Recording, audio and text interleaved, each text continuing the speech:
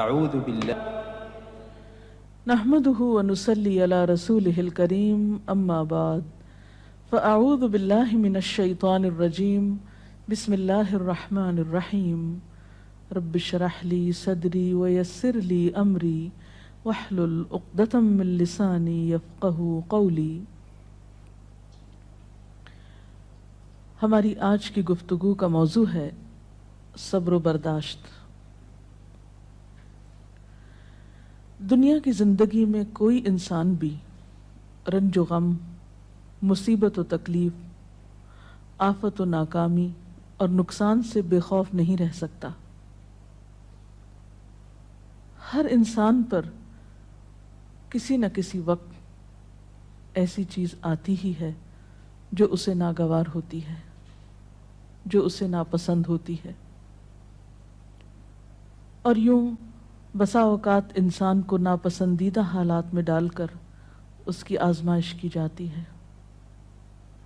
قرآن پاک میں اللہ تعالیٰ فرماتے ہیں وَنَبْلُوكُمْ بِالْخَيْرِ وَالشَّرِّ فِتْنَةً، ہم تمہیں اچھے برے حال میں مبتلا کر کے تمہاری آزمائش کریں گے۔ ایک اور جگہ پر فرمایا خَلَقَ الْمَوْتَ وَالْحَيَاةَ لِيَبْلُوَكُمْ أَيُّكُمْ أَحْسَنُ عَمَلًا، اس نے موت اور زندگی کو بنایا تاکہ وہ تمہارا امتحان لے کر دیکھے، تمہیں آزما کر دیکھے کہ تم میں اچھے کام کون کرتا ہے۔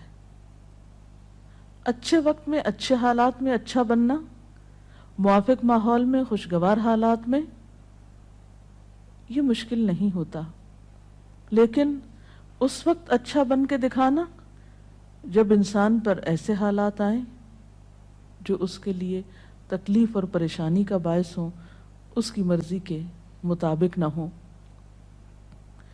ایسے میں ہی کسی انسان کا صحیح طور پر پتہ چلتا ہے کہ وہ دراصل کیسا انسان ہے۔ اب جب بھی کوئی مشکل آتی ہے یا مصیبت آتی ہے تو اس وقت انسان کے سامنے دو راستے ہوتے ہیں۔ ایک تو یہ کہ اس مشکل یا مصیبت کا صحیح طور پر مقابلہ کرے، اس میں مثبت رویہ اختیار کرے، صبر سے کام لے، اور دوسرا راستہ یہ کہ انسان اس پر چیخے چلائے، پریشان ہو، حواس کھو بیٹھے، مایوسی کا شکار ہو۔ اب ان دونوں راستوں کو دیکھ کر آپ خود فیصلہ کر سکتے ہیں کہ کون سا راستہ آپ کے حق میں زیادہ مفید ہو سکتا ہے۔ کسی بھی آنے والی مشکل یا آزمائش کو اگر انسان رب کا فیصلہ سمجھ کر قبول کر لیتا ہے تو اس صورت میں انسان کے اندر صبر آ جاتا ہے، اور اگر انسان مایوس ہوتا ہے، اس فیصلے کو قبول نہیں کرتا، اللہ سے ناراض ہوتا ہے، تو حاصل کچھ بھی نہیں ہوتا،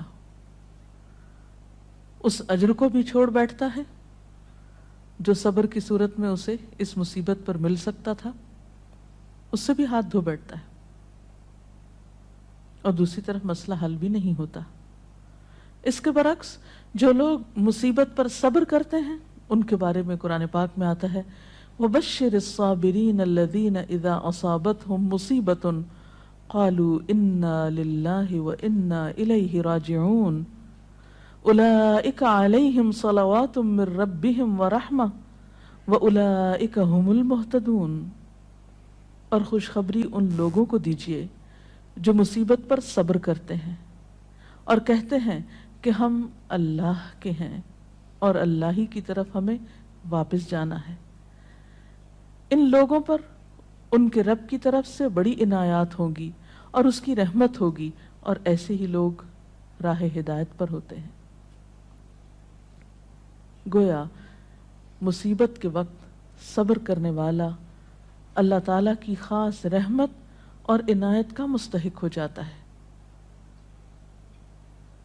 یہاں ایک سوال یہ پیدا ہوتا ہے کہ اگر انسان اللہ تعالیٰ کا محبوب ہے اور اللہ تعالیٰ اپنے بندوں سے پیار کرتا ہے تو پھر انہیں مشکل میں کیوں ڈالتا ہے، ان کا امتحان کیوں لیتا ہے؟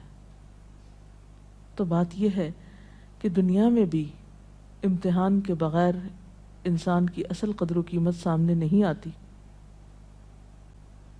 مثلاً ایک ماں اپنے بچے سے پیار کرتی ہے لیکن اس کو اسکول بھیجتی ہے، جب امتحان کا وقت آتا ہے تو گھر نہیں بٹھا لیتی، امتحان کے لیے بھیجتی ہے تیار کر کے، اور امتحان سے جب بچہ گزرتا ہے تو ہی وہ پہچانتا ہے کہ اب وہ کس قابل ہے۔ کامیابی امتحان کے بعد ہی آتی، بغیر امتحان کے تو کامیابی کا تصور ہی نہیں۔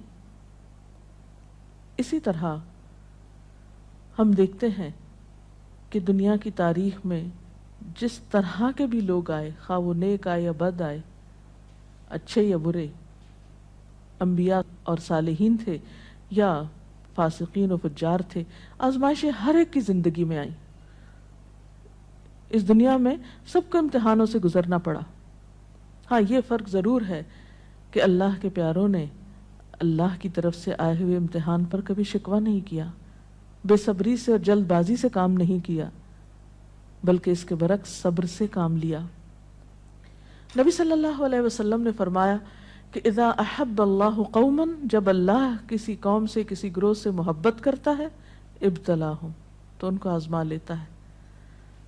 گویا آزمائش اللہ کی طرف سے کسی ناراضگی کی علامت ہی نہیں، بلکہ بسا اوقات وہ اس کی محبت کی علامت ہوتی ہے۔ پھر فرمایا کہ جو شخص اس پہ راضی ہو جاتا ہے اللہ اس کے لیے راضی ہو جاتا ہے، اور جو ناراض ہوتا ہے اللہ تعالیٰ اس سے ناراض ہو جاتا ہے۔ لیکن وہ لوگ جو کسی بھی دکھ، تکلیف اور آزمائش کے وقت صبر کرتے ہیں تو ان کے بارے میں خوشخبریاں بھی ہیں۔ ایک جگہ پر آتا ہے ان اللہ مع الصابرین، اللہ صبر کرنے والوں کے ساتھ ہے۔ وبشر الصابرین، صبر کرنے والوں کو بشارت دے دو،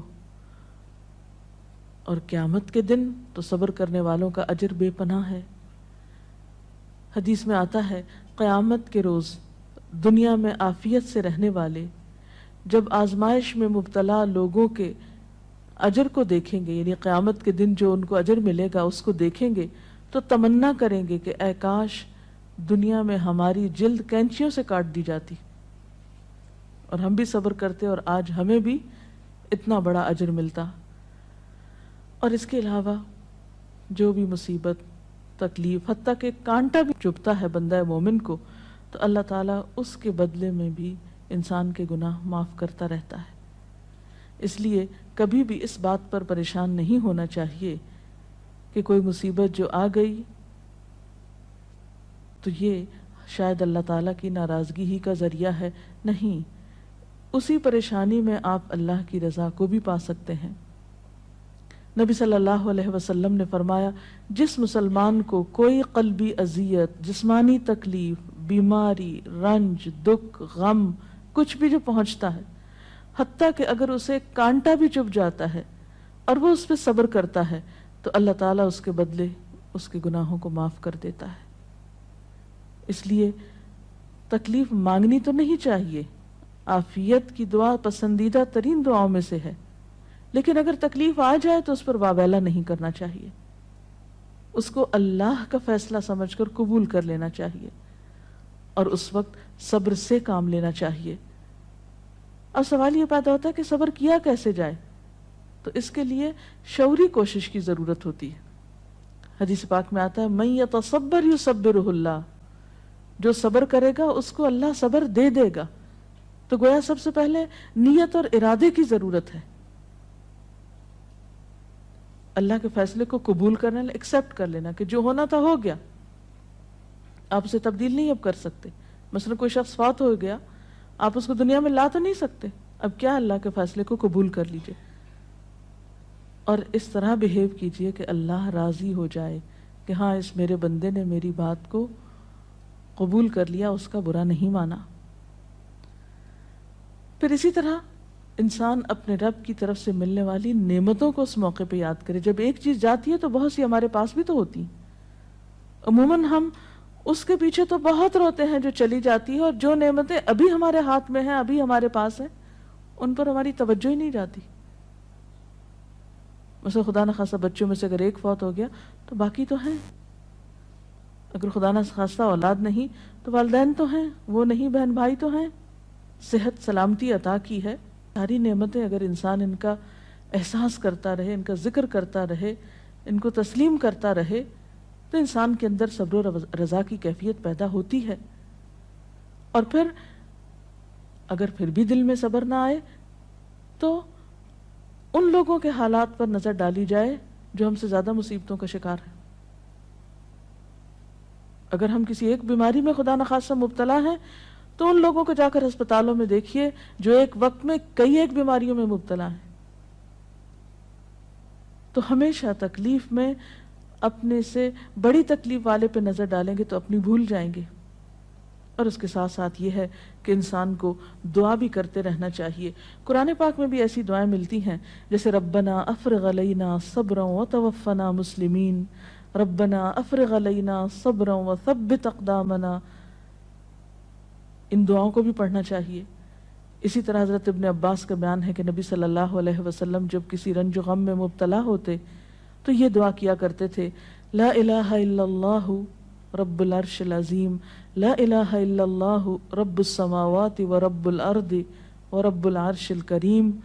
تو اللہ کا ذکر، اس کی دی ہوئی نعمتوں کا شکر انسان کے لیے صبر کے معاملے کو آسان کر دیتا ہے۔ اور حقیقت یہ ہے کہ صبر سے بڑھ کر کوئی چیز نہیں جو انسان کے لیے اتنی فائدہ مند ہو، جیسا کہ ایک بخاری کی حدیث میں آتا ہے، ما اعطی احد عطاء ما اعطی احد عطاء خیرا واوسع من الصبر۔ صبر کی توفیق سے بڑھ کر سمجھ لو کہ بہتر اور عمدہ نعمت کسی اور کو نہیں ملی۔ یعنی جس کو صبر کرنے کی توفیق ہو گئی، ہمت ہو گئی، تو سمجھ لیجئے کہ اس کو سب سے بڑھ کر نعمت مل گئی۔ یہ توفیق رب کی نعمتوں میں سے ایک بڑی نعمت ہے۔ اور ایک اور روایت میں تو صبر کو آدھا ایمان کہا گیا، صبر نصف الایمان۔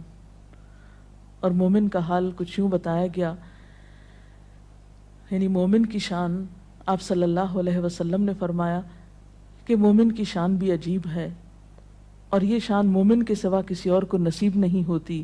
ان اصابتہ سراء شکر فکان خیر لہ وان اصابتہ ضراء صبر فکان خیر لہ، کہ اگر اسے راحت اور خوشی ہوتی ہے تو وہ شکر کرتا ہے، اس طرح اپنی نیکی کو بڑھا لیتا ہے، اور اگر اسے کوئی تکلیف پہنچتی ہے تو صبر کرتا ہے، اور اس سے وہ اپنے درجے بڑھا لیتا ہے۔ تو گویا صبر ہر حال میں انسان کے لیے فائدہ مند ہے اور انسان کے درجات کو بڑھانے کا ذریعہ ہے۔ اس کے برعکس بے صبری انسان کے لیے کسی طور پر بھی فائدہ مند نہیں۔ بے صبری سے کوئی کام نہیں بنتا، بے صبری سے کوئی بھی نتیجہ نہیں نکلتا، آپ تقدیر کے کسی فیصلے کو پلٹا نہیں سکتے۔ اس لیے صبر کرنا فائدہ مند ہے۔ اللہ تعالیٰ سے اس کی توفیق مانگنی چاہیے۔ اللہ تعالیٰ ہم سب کو اپنی عافیت میں رکھے، اور اگر اس کے فیصلے سے کوئی آزمائش زندگی میں آئی ہوئی ہے تو اس پر صبر کے ساتھ اللہ سے رجوع کرنے کی توفیق ملتی رہے۔ اس سلسلے میں اگر کوئی سوال ہو آپ کے ذہن میں۔ ایک حالات جو ہمیں بہت ہی کامن نظر آتے ہیں کہ جب کسی کی وفات ہوتی ہے، اور بہت ہی عام دیکھا گیا ہے کہ لوگ بالکل اپنے آپے سے باہر ہو جاتے ہیں، اسے اللہ کی رضا، اللہ کا وقت، جانے والے کا کوئی بالکل انہیں صرف اپنا غم کہ ہم سے یہ چھٹ گیا، اور اتنی استغفر اللہ غلط باتیں کہتے ہیں ان موقعوں پر، اور جب انہیں کوئی سمجھانا چاہے تو وہ اس مینٹل سٹیٹ میں، اس مینٹل فریم آف مائنڈ میں ہوتے نہیں کہ کسی کی بات سننا چاہیں، اور وہ بالکل صبر کا دامن چھوڑے ہوئے ہوتے ہیں۔ تو اس طریقے سے ان ماحول میں لوگوں کو کیسے ڈیل کیا جائے؟ ایسے سب لوگ اپنے بارے میں سوچیں کہ ان کی اس بے صبری نے ان کو کیا دیا، کیا اللہ کا فیصلہ پلٹ گیا؟ کیا اس بے صبری سے انہیں کوئی اجر ملا؟ کیا ان کی اس بے صبری سے دوسروں کو کوئی راحت ملی؟ جب انسان بے صبری سے کام لیتا ہے تو وہ نہ صرف یہ کہ خود کو پریشان کرتا ہے بلکہ اپنے آس پاس کے لوگوں کے لیے ایک اذیت کا سبب بن جاتا ہے، ان پہ ایک بوجھ بن جاتا ہے۔ پھر بعض اوقات زبان سے ایسی ناروا باتیں نکالتا ہے کہ اللہ تعالیٰ کو ناراض کر دیتا ہے. حالانکہ دیکھا جائے تو ان ساری چیزوں کے نتیجے میں سوائے خسارے اور ناکامی کے کچھ حاصل نہیں ہوتا. اسی لیے قرآن پاک میں اللہ تعالیٰ فرماتے ہیں وَالْعَصْرِ إِنَّ الْإِنسَانَ لَفِي خُسْرٍ إِلَّا الَّذِينَ آمَنُوا وَعَمِلُوا الصَّالِحَاتِ وَتَوَاصَوْا بِالْحَقِّ وَتَوَاصَوْا بِالصَّبْرِ. قسم ہے زمانے کی، یقیناً انسان نقصان میں ہے سوائے ان لوگوں کے جو ایمان لائے اور جنہوں نے اچھے کام کیے، ایک دوسرے کو حق کی تلقین کرتے رہے اور ایک دوسرے کو صبر کی تلقین کرتے رہے. تو خواہ تکلیف میں مبتلا شخص چیخنا پکارنا کرے، پھر بھی آس پاس کے لوگوں پر لازم ہے کہ وہ کسی نہ کسی طریقے سے اسے صبر کی طرف لے آئیں، اس لیے کہ صبر کے علاوہ اور کوئی دوا ہے ہی نہیں ایسے لوگوں کی. میم صبر کا مطلب کیا ہے؟ صبر کرنا کیا ہوتا ہے؟ صبر کا معنی ہوتا ہے اپنے آپ کو روک لینا، یعنی نیگیٹو ریئیکشن سے روکنا، منفی رویے سے روکنا، ناپسندیدہ حالات میں ناپسندیدہ طرز عمل سے خود کو روکنا، اور ایسے موقع پر ہمت اور دلیری سے کام لیتے ہوئے وہ طریقہ اور وہ طرز عمل اختیار کرنا جو اللہ تعالیٰ کی رضا کا باعث بنے. انسان اسفل سافلین میں نہ جا گرے، اپنے درجے سے انسانیت سے نیچے نہ اترے، اپنی زبان اپنے طرز عمل سے کوئی ایسا مظاہرہ نہ کرے جو انسانیت کے خلاف ہو، ایک مسلمان کی شان کے خلاف ہو، جو اللہ کو ناراض کرنے والا ہو. اسی رویے کا نام صبر ہے.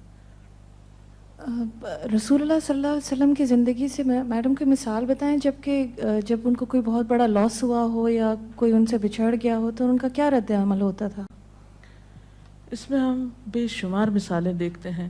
مثلاً آپ دیکھتے ہیں کہ سفر طائف کے موقع پر جب آپ صلی اللہ علیہ وسلم کو لوگوں نے پتھروں سے مارا، آپ پہ آوازیں کسے، آپ نے ان کو بد دعا تک نہیں دی، خاموشی اختیار کی، پیدل چلتے آئے، پھر ایک باغ میں آ کر آپ نے آرام فرمایا. جبریل امین حاضر ہوئے کہ اگر آپ اجازت دیں اور آپ چاہیں تو ان لوگوں کو دو پہاڑوں کے بیچ میں پیس کے رکھ دیا جائے. لیکن آپ نے اس موقع پر بھی کوئی بات ایسی زبان سے نہیں نکالی، بلکہ کیا فرمایا کہ اللہ ان کو ہدایت دے، شاید ان کی نسلوں میں سے کوئی ایسا شخص ہو جو ہدایت پا جائے. اور ہم دیکھتے ہیں کہ محمد بن قاسم اسی قبیلے سے تعلق رکھتا تھا جس کی وجہ سے سندھ فتح ہوا اور یہاں اسلام کا دورہ ہوا. اثرات کہاں تک پہنچے صبر کے. اسی طرح اپنی اولاد کے معاملے میں آپ کے بیٹے ابراہیم، جن سے آپ کو بہت پیار تھا، جب وہ فوت ہوئے تو وہ آپ کی گود میں تھے اور آپ کے آنسو ٹپ ٹپ گر رہے تھے. لوگوں نے دیکھا تو کہا اللہ کے رسول صلی اللہ علیہ وسلم آپ بھی روتے ہیں؟ فرمایا کہ ہاں، یہ تو رحمت کی علامت ہوتی ہے.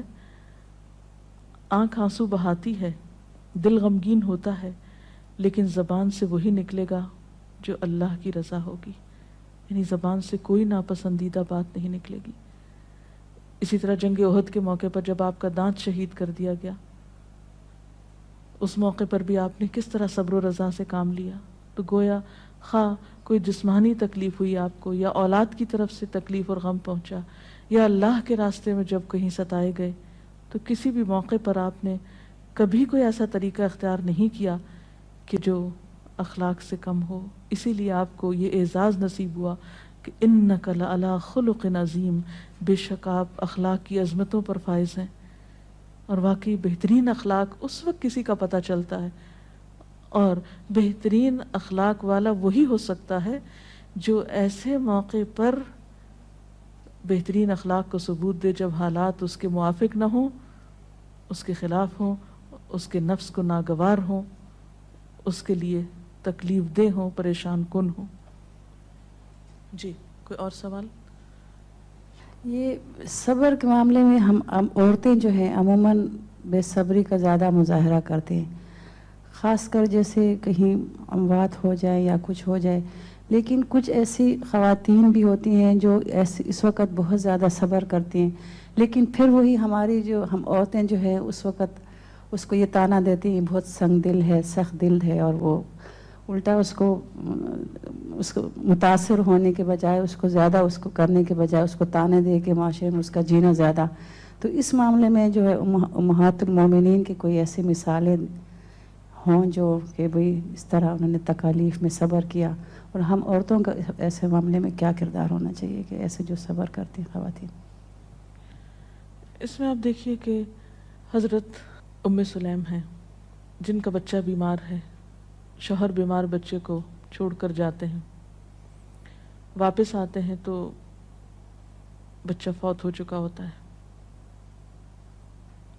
بیوی بہت صبر سے کام لیتی، یعنی ام سلیم جو ہے بہت صبر سے کام لیتی ہیں، بچے کو ڈھانپ دیتی ہیں، شوہر کا استقبال کرتی ہیں، ان کو کھانا کھلاتی ہیں، آرام کرنے دیتی ہیں، اور پھر بہت عمدہ طریقے سے ان سے کہتی ہیں کہ اچھا ابو طلحہ یہ بتاؤ کہ اگر کوئی شخص تمہارے پاس اپنی امانت رکھے اور پھر امانت لینے کے لیے آ جائے تو تم کس طرح واپس لوٹاؤ گے؟ تو کہنے لگے کہ خوشی کے ساتھ لوٹاؤں گا. پوچھا تم ناراض تو نہیں ہوگے کہ وہ اپنی امانت کیوں لینے کے لیے آگے، یعنی واپس کیوں لے رہا ہے؟ کہا کہ نہیں، ناراضگی کس بات کی؟ تو کہنے لگے کہ دیکھو تمہارا بچہ تمہارے پاس اللہ کی امانت تھا، تمہاری ملکیت نہیں تھا، اللہ کی طرف سے ایک نعمت ملی ہوئی تھی، اللہ تعالیٰ نے اس کو واپس لے لیا.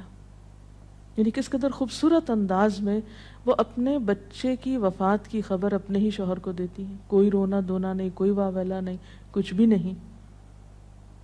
اسی طرح جنگ احد میں ایک صحابی ہیں جن کے شوہر، جن کے بیٹے، جن کے باپ، جن کے بھائی شہید ہوتے ہیں، ان کو ہر ایک کی شہادت کی خبر سنائی جاتی ہے، لیکن وہ کہتی ہیں مجھے اللہ کے رسول صلی اللہ علیہ وسلم کے بارے میں بتاؤ کہ ان کا حال کیا ہے. اتنے رشتوں کے جانے پر کس قدر صبر سے کام لے رہی ہیں. ایک نہیں بے شمار مثالیں ایسی ہیں، اور اسلام تربیت بھی ایسے ہی کرتا ہے انسان کی. عرب کی ایک مشہور شاعرہ ہیں مرثیہ نگار. دور جاہلیت میں ان کا بھائی صخر فوت ہو گیا. بھائی سے بہت محبت تھی.